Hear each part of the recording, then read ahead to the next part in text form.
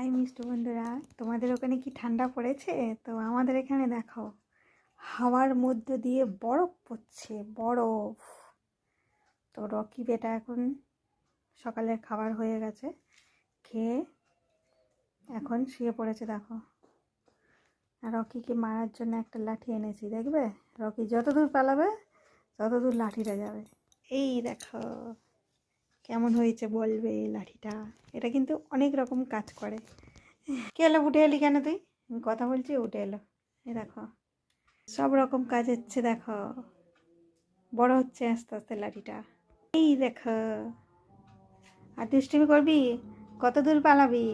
এটা দিয়ে তোকে পেটাবো না বাবা, তোর মারার জন্য আনিনি লাঠিটা।